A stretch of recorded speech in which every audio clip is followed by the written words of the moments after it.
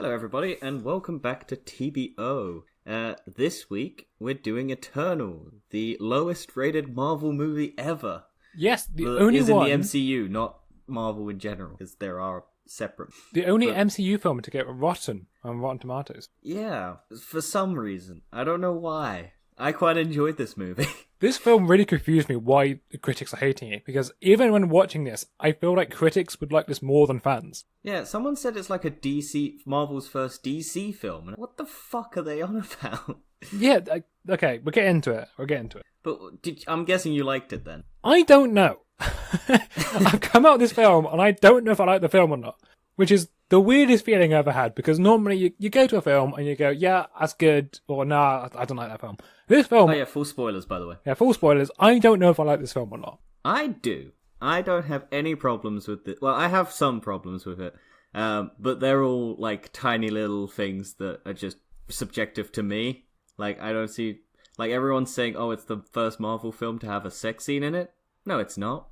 Iron Man 1. Robert Downey Jr. fucking bangs the reporter in the first fucking... No, but you don't minutes see of him having sex. Yeah, you do. They're on the bed and they fucking... And then there's a yelp. It's not, like, straight up, like... It's not like it is here. Yeah, I know, but, like, I don't see the point in complaining about it. It's weird. Don't get me wrong, it's a weird choice to have it in the film, but I guess it's the quick shorthand to show that they love each other. Well, this film, I would actually argue it's not a Marvel film. Or at least not an MCU film. House. For my... It's certainly art house. Yeah, Like... you can definitely tell this is clearly an Oscar director. I like to call him. An Oscar trying to very director. Visually, like, big shots, big character. Lens flares. I don't really notice lens flares. I only notice J.J. Abrams' lens flares because he just puts them in every single fucking shot.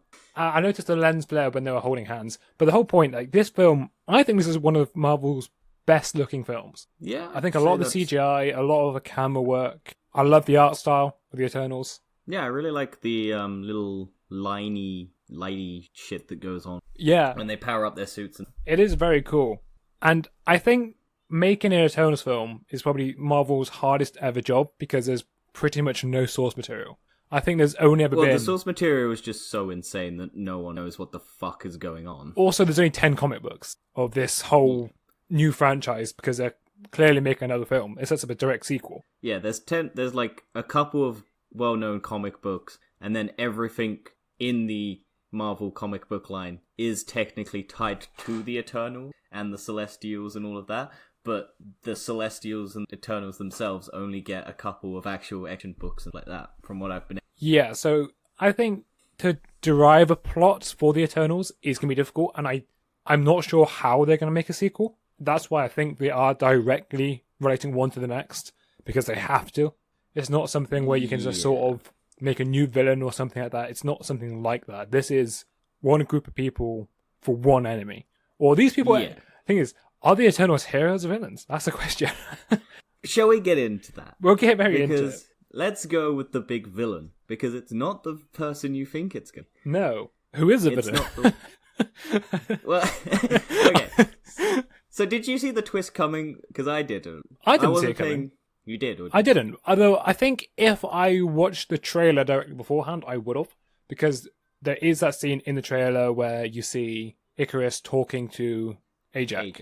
You see that scene in the trailer, and if you watch that trailer it's directly... not at the point where you think it was a flashback. Oh yeah, pretty much everything in this trailer, none of it is where I thought it would be in the film. Yeah, I think... Well, that's good marketing, because it doesn't reveal the plot. It gives you an idea of what the plot is, and it shows you what they want you to think the plot is, and then it flips everything on its head, which I think is confusing a lot of people, because I think a lot of people were going in with one expectation, and then have come out going... oh, this isn't how I thought this was going to go at all. Which is good, because I don't like a movie that just tells you everything straight up and you don't have twists and turns. Yeah, well, watching this film, I didn't know how it was going to end. I had no idea. Yeah, I thought they might all just die. I was thinking that. I was thinking it would be maybe the Deviant will take all of the DNA and then fight the Celestial or something. Yeah, fight the Celestial. Because then it could actually do it. And because there's no guaranteed sequel for Eternals. Yeah. There's no contracts for it. This is a big risk for Marvel. Yeah. Like this is a $200 million movie. It's pretty much an Endgame level film. Yeah, and it's like a Guardians of the Galaxy, a completely unknown factor in their thing, with a massive amount of cast characters. And Yeah. who was your favourite character? Who was the one you enjoyed the most? Even if they're bad or good. I think I really enjoyed Sprite. Right? The little guy. Yeah. I think their character development for me weighed the most. Yeah? I So, think the one with the coolest action sequence is the deaf speedster. I don't know her name. I actually don't know what her name is. She's one of I the can't only ones I remember. don't remember the name. Makari. Makari, yeah. Yeah, because she just that's why I think people, because it's a 2 hour 36-minute film. It's long. And well, I've watched Dune, and Dune feels a lot longer than this, but then I've heard people say the opposite, and then people on Twitter are trying to make arguments that, oh, Dune is better, and it's like, they're two different films. Yes, they're both made by like visually interesting directors and stuff like that, and they're both like Oscar winners or something like that. But these are completely different like franchises. Oh, yeah, entirely different. One's trying to start up a new thing. One's got to pre-establish itself in a pre-established franchise. So they're completely different takes. You can't just go, oh yeah. But yeah, I like, because okay, I'm spoiling it. Icarus is a bad guy. Yes. He's straight up evil. Entirely. Yeah.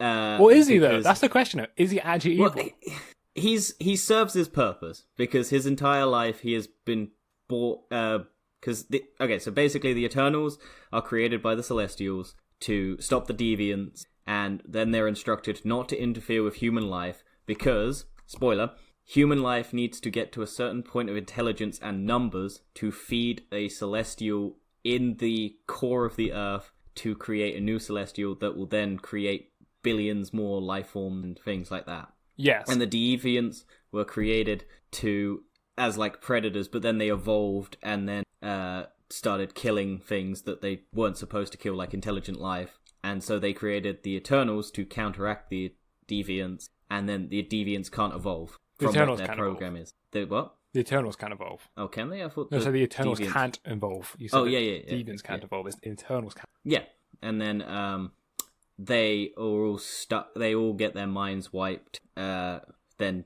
they do it all over again. It's very messed up. Yeah, it's basically genocide on a global scale, just to create one thing that then creates massive amounts of life.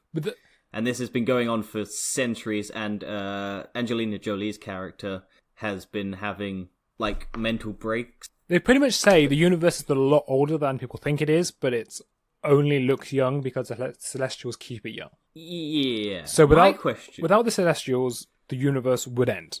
That is the whole point. My question, with the multiverses though, are the Celestials creating the multiverse, or are the Celestials in the universes that they're in, and so they would be affected by the time variance? Well, there's Celestial Head in the end. Yeah. So, well, there's the TVA is the most powerful thing in the MCU. It can remove Infinity Stones. It can kill Celestials. It can do everything. Yeah. So I imagine, but then again, it's incredible how powerful TVA are. Well, that's if they are as powerful as that, because I think they struggle when they're in the reality that they're in. I don't think it's once they take them outside of the reality, they're super powerful. If they go into a reality, they're not as powerful. But let's just assume, because you can see they get beaten by Sylvie when she's in a reality that. Yeah, but I think Sylvie catches them off guard, whereas the TVA plan a lot more to capture these people. So that they plan to capture Sylvie, and it's only because one of their guards made a mistake, they got away. Maybe I feel like they're just not that they go in, but then if they come up, I don't know. Be interesting. I guess you've got to be able to capture like. We also got Flash versus Superman in this film. Yep, which that's the fight I was referring to that I really enjoyed. Because this is the thing, I fucking hate the slow-mo speedster trope. Whereas this one is it shows the speed. It's just everything else is happening in real time, and it just shows how quick this person is. They're fast. And everything's just it's just fucking shockwave after shockwave into the dude. Even this guy can't keep up, which is good. Because he's meant to be that, like, even kids in the fucking film refer to him as Superman. Oh, yeah. The thing is, he is everything like Superman. Yeah. Except not Superman. He has all the same powers, and I'm sure Marvel copied him somehow. Yeah. It's very likely. I mean, they always copy each other. They also referred to Batman in this, because they said the camera guy for Command. Oh, yeah, they did, yeah. He's Alfred. Like Alfred. Yeah. Like, I actually enjoyed it. So technically, if you think about it, the DCEU could be a part of the Marvel Cinematic Universe as films that people watch in that. Well, usually Marvel is part of the DCEU film. Yeah. Or part of like the Flash. I imagine at some point, if the studios want, they could cross over, because both studios have universe breaking realities and stuff like that. So there could be a multi-franchise crossover at some stage. Yeah. It would just be billions and billions of dollars on the line. I thought the comedy in this film was done quite well. It wasn't so bad as normal Marvel films. Again, I've seen people disagree. It's very subtle. There's not so much in this one. Yeah. It has its moments, and that's it. Which I like. I think there's only one joke I think spills out a little bit towards the end. I think, that maybe took away a bit of the emotional attachment. But apart from that, it's very subtle. There's not very much at all. I can't remember his name. The Bollywood star. Oh, Kingo. Kingo, that's it. I want to say Kanju, but I'm pretty sure that's not right. Nah, there's a lot of characters in this. It's quite a... And and they all have strange names. Fancy pants. Yeah. What do you think of the main actress, Gemma Chan, Cersei's? I really liked it. Yeah. I think a lot of the acting in this was pretty Captain good. Marvel. Funny enough, I've seen reviews complaining about that. Yeah. But the thing is, it's one of those few things where the Marvel Cinematic Universe has cast someone who's also appeared in the Marvel Cinematic Universe, but as a different character. Because she played one of the characters in Captain Marvel, the blue one, who tries to shoot her. Oh, yeah. Yeah, she plays that in Captain Marvel, but then she plays this character, Eternals. But because they're blue makeup, you don't really notice, because I didn't even know that was the person, Captain Marvel. No. But yeah, I really enjoyed her. She's a good, strong lead. Generally, I didn't have any problem. I think I didn't understand her powers. She could just change materialistic things. She could just change the properties of any material. Yeah, but she couldn't do organic until she life, could do organic. Supposedly. She couldn't do it. Until she could. Which wasn't really explained. I think they did explain it by saying it was the Power kind Stone. of explained, because I think she could only do it when... Well, I guess she did it with the Deviant. No, but it was only because she had the Celestial Stone in her. Yeah. Which amplified her powers, because she gave her the power of the Celestial. When she Celestial. stopped the Celestial itself, she had to use the power. And the Celestial. And it was only because they gained the power through the Celestial emergence that she even had the power to do it. Yes. I think a problem with this They're film... not as powerful as I thought. Because everyone was saying these people are insanely powerful, but they really aren't that powerful. No, I mean, a lot of them died. Until they unify. Only one that was powerful was probably Icarus and Thena. Yeah. And even then they kind of held their own against each other. Even Fatius, the smart guy, hold Icarus down for a while. I really enjoyed that character too.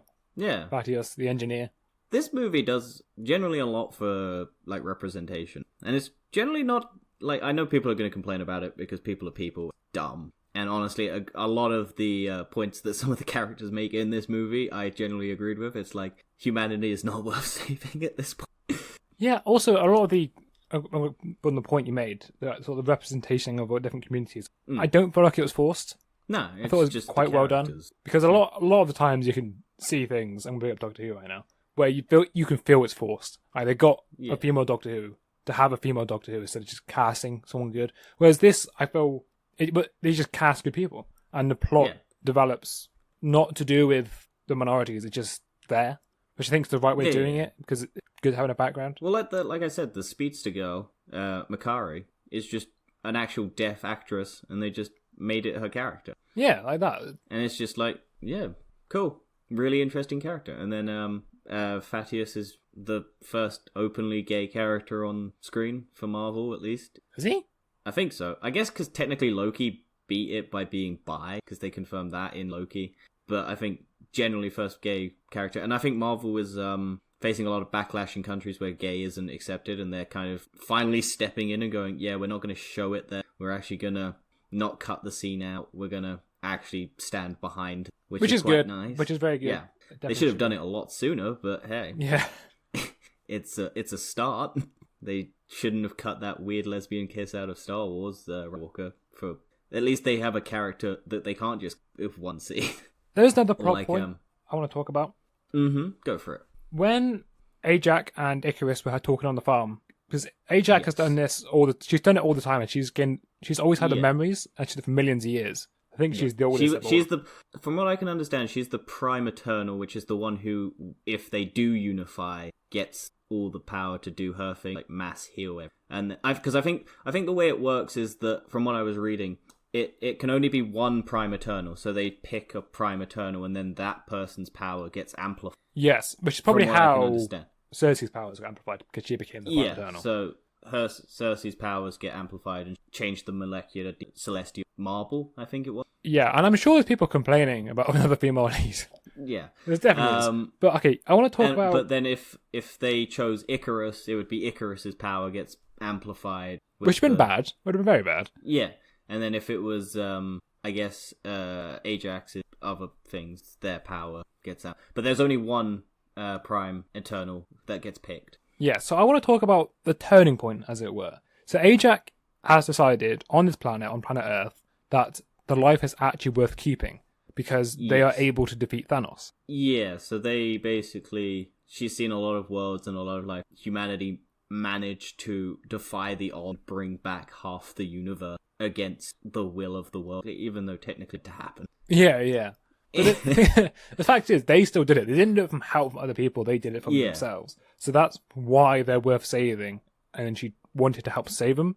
But then Icarus' attitude was, no, it doesn't matter who it is. These people need to give their life to give birth to new life. To a new life. It's a very, it's a very deep. Interesting... I think that's the reason a lot of people don't like it, is how deep the plot is, how there isn't really a protagonist or antagonist. Yeah, everyone has problems. Like, all of them have, like, flaws. All of them have, like, issues with humanity. Like, Druig literally can control people's minds and stop them from fighting and manipulate people. And he literally has a falling out with them, and they all split up because of it. And it's like, why are we leaving humanity?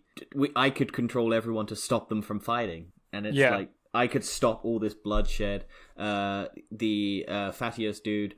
he creates or helps them create the atomic bomb, it's implied, because he gave them the technology and then they create the atomic bomb, and this causes so much destruction. And then so he's like, well, I'm done with humanity. I just can't handle these people. I've fucked up. I shouldn't be helping these people. And then because these people don't deserve to be saved. And then he finds love in another person, and then they have a kid, and it's like, I got lucky. I got lucky, and I found one spark of hope for these people, and that's enough to help me save them. And Cersei found Black Knight. Kit Harington. Is that Kit Harington's actual voice? Yes. Oh, I've never heard Kit Harington speak. Yeah, that's his actual voice, yeah. Because I never watched Game of Thrones, so I never heard Kit Harington speak at all. And his voice is very, like, high-pitched. I didn't realize... He's a good actor. I really like him. Yeah, I'm fine with it. I want to know who the fucking voice at the end is. It's Blade. Is it? A lot of people think it's Blade, and I think it's Blade too. Really? Yeah, apparently... Does it sound like... I don't know. People think it at least relates to Blade. I thought it was Doctor Strange. No, I thought it was Benedict Cumberbatch. Because apparently he's in Multiverse of Madness. Who, Black Kit Knight? Harington. Yeah, apparently, because Really? he's got a sword that can... I think the sword is multi-dimensional. Well, doesn't Blade come out before Multiverse of Madness? No, Multiverse of Madness. When does Multiverse of Madness come out? Next year. What month? Blade's not till, like... Isn't it? No, Blade's 2022, July. Oh, yeah, it's before that. It's like May. It got moved back, because all of them got moved back, didn't they? Oh no, Blade is October 7th. Next year. Yeah. Multiverse of Madness is like April. May 6th. Yeah, Multiverse of Madness. Yeah, I have to wait and see. I thought it was Doctor Strange because from what I've seen is that sword has the ability to multiversal travel, and so he can travel through Well, it took the Avengers to defeat the first Black Knight. So in the comics, the first Black Knight was evil, or became evil, and the Avengers had to defeat him. But then he passed his sword down to Damien, or Dame, whatever his name is. Dane Whitman. Dane Whitman. Yes, so he passed the sword man to Dane Whitman, which is the version now we see, which is a protagonist. Yeah. Did you like the love triangle? What terms? Quad triangles. Between Icarus, Sprite, Cersei, and Dane. And yeah. It's very this film's got a lot going on to it. Well, I don't think because none of them liked Sprite. No, that's what I'm saying. I feel so bad for Sprite because she loves Icarus, but then no one loves her. Because she's a child. Because she's a child, but she's not actually a child because she's like 7. Yeah, but she's not a child, but she looks like a child, and everyone thinks that. Yeah. It's what's her face from Invincible? The Hulk lady. Oh, is it? Well, no. But I mean, it's that sort of thing. Because she looks because of the curse she has, it makes her age backward every time she transforms into the thing. So she perpetually looks like a child, and she's like 25 or something. And it's like she looks like a 12-year-old, and then a robot fucking clones himself from another guy to fuck her. So weird. Yeah, which is why I quite like the character, because the whole emotional part is Well, she she gets can't a love nice... Yeah. She's like... she's the one who turns on everyone and sticks with Icarus for the plan, and then stabs Cersei, and then... yeah, I feel like the ending's a bit, like, all over the place, a bit. Because you got, like, several different people doing several different things, all trying to culminate in this one thing. Because it's like, Druig comes in and knocks her out, and then it's like, oh yeah, I can't do this anymore, you gotta go do this. Like, even though the plan was for me to do this, you gotta go. And then it's Fina versus the, what's his face? What are they called? The Deviants. the Deviant. The main Deviant, the Prime Deviant. Okay, yeah. I don't like what they did with the Prime Deviant. I don't like how that plotline ended. What, because it basically, he steals the powers of the Eternal, is like... Fina kills him. But I don't understand, why does he side with Icarus? No, he's not sided with Icarus, he's just trying to kill the Eternal. Because he's trying to kill them all because of what they've done, because they've killed his brethren. And they're just following the orders of the... So they're technically on the same side, but he's still trying to just kill all the Eternals, even if they're trying to do the thing that he's trying You see, I don't like that. I feel like I would prefer it so much more if the Deviants sided with them. to creep on. Isn't that a must on all films? I did think she was going to turn, though. I thought so too. Because the eyes went white, and she was listening to Gilgamesh, her, I guess, lover, friend? It wasn't clear. I think he loved her, but she didn't love him. But she... There's a lot of love in I this did like film. Angelina Jolie's character. Very interesting. I think all the characters are interesting. Yeah. But A lot maybe of them apart didn't get as from much screen. Well, the the fast speedster speeds didn't get lady. much. She didn't get much. She was just there. Well, she just kind of... Because she's just been sitting on the ship, apparently. Which is kind of like, well, what? Like, why has she just been sitting there? She can run anywhere. She could have been doing Dash from The Incredibles, marathons and I stuff really like hope she gets more during the sequel. that. And Yeah. going on to that point, let's talk about the other end credit scene. Which one? The first one or the second one? The first Oh, yeah, one. the Do sword. we Yeah, talk about did the second sword. one? We did the sword. Harry Styles is in the MC. Harry Styles in the MCU. And was that Patton Oswalt again? Yeah, it was Patton. He's back. It got Wow. confirmed, That man just comes back. Yeah. He can play everyone. So, Thanos' brother is it? Which, Yeah. I don't know really much about this character. I've been looking up some of the stuff about it, and it's very confusing. He seems to be like a party boy. Well, yeah, it looks like it. It's got a drunk magical elf thing that can teleport him everywhere. Yeah, gnome. Yeah. It's like, huh. Which happens to be Patton Oswalt. Yeah. I mean, Likely relating on to the direct sequel of this film, because this film, I would argue, doesn't end. A lot of the plot lines end, but the film doesn't end. yeah, so basically once because they all just, well, they don't all decide, but they all basically get forced to, even if they don't decide to do it, because they all get Prime Prime Eternal, and Cersei marbleizes the Celestial in the Earth core, Yeah. using all the power, and then turn Sprite human with the remaining power that she has left, so Sprite can die and grow and have like an actual life, which is kind of a nice send off, even though she stabbed her. Yeah.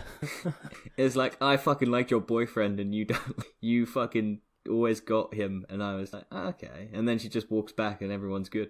Which I guess is like family drama. And then it was, so she's talking to Dane Whitman about, hey, look, I'm finally going to tell you everything that happened, who I am. And then she gets grabbed by the big old Celestial.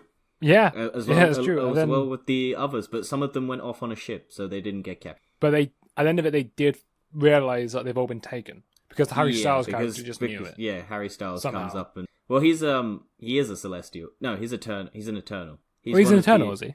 Well, yeah, because there were other Eternals out But he's there. doing Thanos' the brother. same- Yeah, well, Thanos is meant to be a deviant. and Thanos they're is a deviant? Apparently, in the comic look, he's meant to be a deviant. Ah, but he's a Titan. Yeah, I think Titans are like an offset of deviant. From what I've seen Ah. of like people discussing, it's like Titans are like an offset of instead of Harry Styles, because basically they're both created by the same thing, so they're technically like that. Oh, apparently how it he's an Eternal Deviant hybrid, but he originated from the Titan. Yes, and then I think Harry Styles is. I think they're probably like stepbrothers, like foreign, Right, yeah. not real, not. Is she Imagine how that crazy? relationship would have worked. Josh Brolin and Harry Styles out. Oh, also, bring on Going that to a moment. pub. We know Thanos likes to drink because of what's it? What If? Oh, yeah.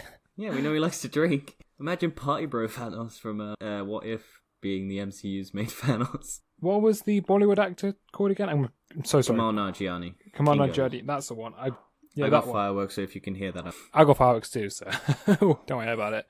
Yeah, he mentioned about letting Thor play with his hammer or whatever. Like Thor played his hammer with him or played with him. I missed that. When was that? Yeah, it's in the film and they talk on the table. They're like, oh yeah, Thor used to play with me as a child and now he doesn't call me now, he's an Avenger. Oh, yeah, I was like, oh, that's a nice little interesting moment in that. You might have been lying, never know. Oh yeah, you just never know. Like the Guardian, you know, you thought Captain America. But yeah, I really didn't understand when I first saw the end credits scene. Like, what the fuck? Yeah. But I am curious because everyone saw that Celestial and everyone sees the Celestial in the Earth. So because this takes place basically in the current timeline, so it's basically the same time Shang-Chi is happening and Far From Home, which are the ones that Maybe this somehow related to Shang-Chi. Yeah, I was still curious because he's got the little disc thing, the bracelets, and I thought those were the 10 rings. Well, there may be eternal weapons. Because there's 10 Eternals, and then there's not 10 Eternals. Like, and then it must have been Eternal. What's the beacon at the end of Shang-Chi for? I'm not sure. It's not Eternal. Because they're not... They didn't get it. That's what I was thinking when they were on the ship. It was like, oh, they've gone off, and then they're going to get a beacon message from the 10 rings pop up, and it's like, oh, it's not doing that. Yeah, I don't think I got too much more else to say. I think also I like the musical score in this. Once again, I thought it was quite different and sort of... Again, I don't notice music because I always just find that good music is music that I don't notice. I tried to notice this. I did enjoy the musical score. Yeah. It's very different. It's not the Avengers theme being played again because that film, it is... that theme is overdone at this point. I do still love it, but it is overdone. Oh, it says it's Kingo's manager, chauffeur. They got that wrong. I think he's also his manager as well. He's also his agent thing. Maybe. I think overall this movie does not deserve the amount of trashing it's... Absolutely not. I mean, it does show... Like, if you look on the user reviews of Rotten Tomatoes, it is on 82%, which means majority of people do actually like this film. I do think at this point in time, critics are just looking to hate on movies to get clicks to reinvigorate the websites that... Well, yeah, because hate generates clicks. Yeah. And at this point, they're just like, well, it's a Marvel movie. Let's take pop shots at it because it's not what we think people are going to enjoy. It's not artsy fartsy enough. Actually, do you know what? We should call this review "Is Eternals Bad?" because that might get us more clicks. Just put no. Let's put question mark because at the start of the film, at the start of this review, we go, "It's good." So just put Eternals Bad because it will generate clicks. Well, if that's what I put it as, that's what I've put. Anyone who's hating on this movie just because it's got a gay character in it, go fuck yourself. It's not that big of a deal. I just want to pop that out there because it's stupid, and why the fuck does it matter? I think this film, to summarise it, it's very different from all the Marvel films out there, and because it's a different taste, you should go watch it yourself because you cannot... At least form an opinion of your own. Don't listen to us and go, oh yeah, it's good. Like, if you hate it, that's fine, but... Don't try and sway your opinion because we said so. I would say it's different enough that you can't compare it to another Marvel film. So you cannot say you would like this film for Marvel or you would dislike this film for Marvel because it is that different. The pacing's different, the visuals are different, the story is different, the whole structure of it different. Its heroes aren't really that heroic. There isn't really a protagonist or antagonist in this film. I would say it's a little jumpy aroundy and the structure's a little... Yeah, I think some of the flashbacks are a bit wrong. Well, they don't really say they're a flashback because it's like it just cuts to another scene. It doesn't like do this. It then shows you the time that they are. It kind of just goes into the scene and just expects you to just get that it's a prequel because all the characters are together. I do know what you mean, but I did realize it was a flashback. Oh yeah, I did. Like I did immediately. Yeah, but it was just it just goes into the scene, which I think would confuse a lot of people because it's like, oh, why are we here? What's this? And then at the bottom of the screen, it goes into the time frame that it is not. I think this film deserves a second viewing.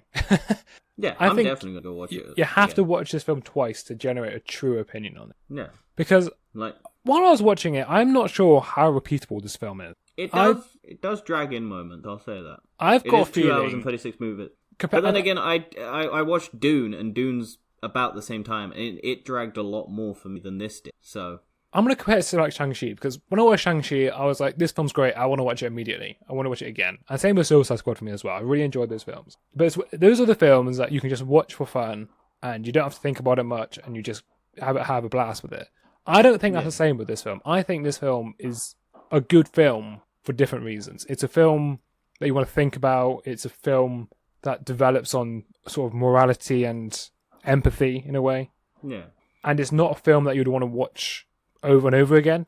It's a film that you'd probably go back to like every couple of years or something. When you watch a full I'll probably watch it a couple times before like leaving it for a few years. Yeah, I mean, I said I'm probably not going back to this film for a long time, but when I do go back to it, I imagine myself I'm going to really like it again.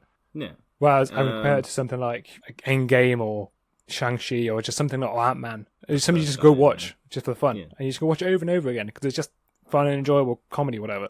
This one does like shine a light on the darkest. And also, I just want to say again, going back to reviews like scores on at least Rotten Tomatoes, at least, are the dumbest fucking thing to go. Is this a good movie or a bad movie? Because I've said this a million times. If it gets a fresh rating and if it gets a rotten rating from a person, it just aggregates them and then puts all of the fresh reviews as the score. So if it got 99 fresh and 1 rotten, at like 60%, like a pass, all of them were 60% fresh, 59% rotten, it would be 99% good.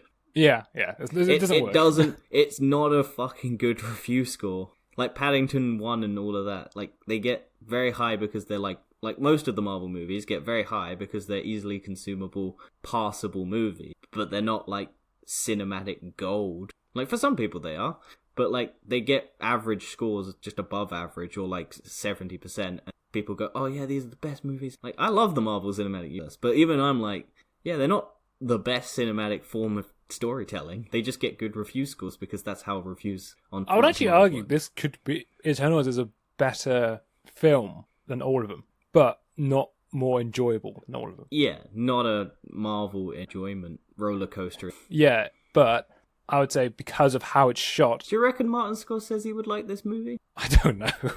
I'm pretty sure he just hates Marvel, doesn't he? Yeah, well, he's never watched one, so he doesn't know. No. I reckon if you showed him this one, he'd enjoy it. Probably. He'd have no fucking clue what's going on. I'm sure most directors would love this film.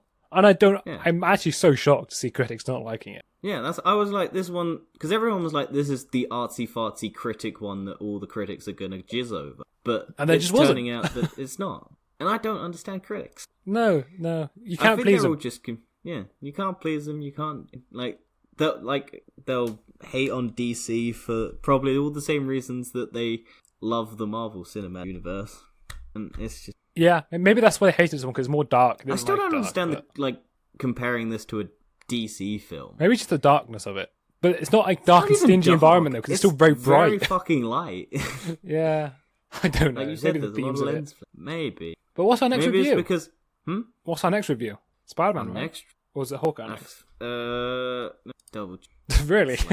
Well, what? I don't know what's out, because I think it might be Spider-Man. It is. It's Spider-Man. Spider-Man's the next one. Yeah, so we'll finally get answer to the biggest question of the year. Does Venom appear in The Amazing Spider-Man? Spoiler, probably.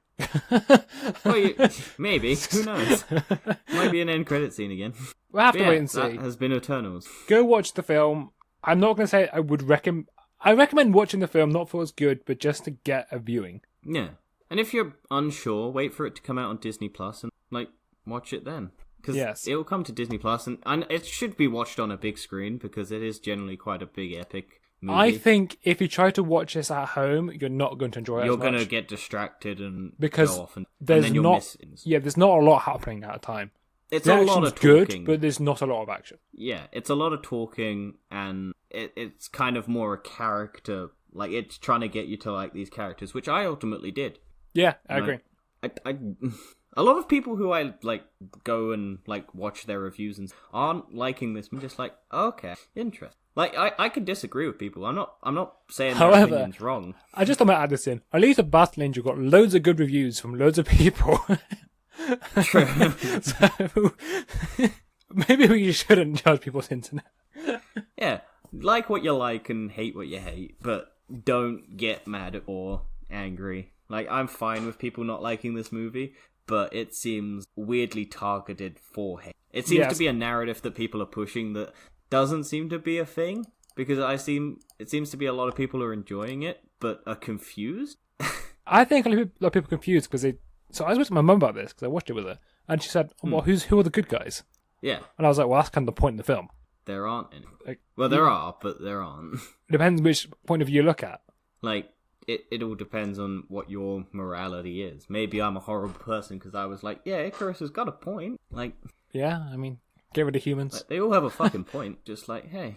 But yeah. that's our review. We hope you enjoyed. Next review will be Spider-Man, and we'll have more stuff for you. Yes. To fill that out. So come back for the more TVOs and check out TFEs. Yes. Apologies for these not really having videos. That I have not had time. So in the future, maybe next year. I think next year. We good. Yeah. Right. We'll We see you will then. see you next Bye. week.